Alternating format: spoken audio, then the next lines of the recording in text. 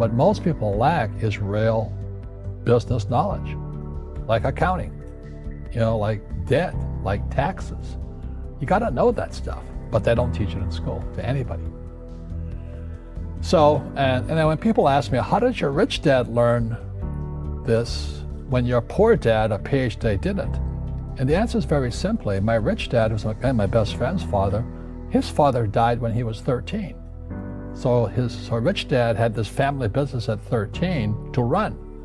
So he had to drop out of school, which was his blessing. There's blessings, and sometimes the blessing doesn't look like a blessing, but it turned out to be a blessing. And then his teachers became his bookkeeper, his accountant, his attorney, his banker, his real estate agents. So he has what I call real teachers, not these fake teachers in school. You see, most teachers in school, they're out of ethics. They teach subjects they themselves don't practice. I asked the teacher, I said, I'm in my third year of calculus now. It was called strength of materials. I said, am I ever going to use this stuff? He goes, no. I said, why do you teach it? He says, because I get paid. I said, do you ever use it? He goes, no.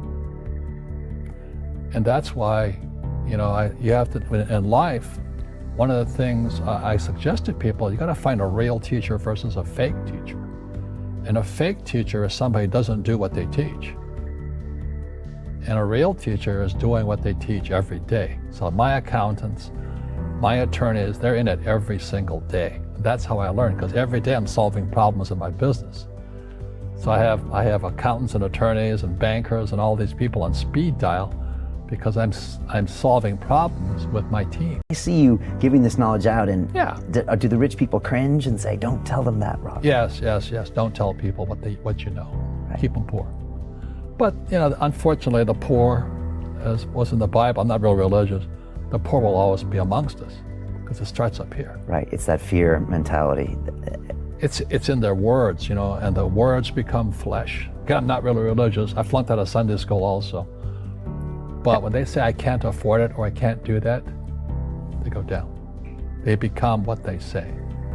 My PhD dad, he says, what do you think I am, made of money? I can't afford that.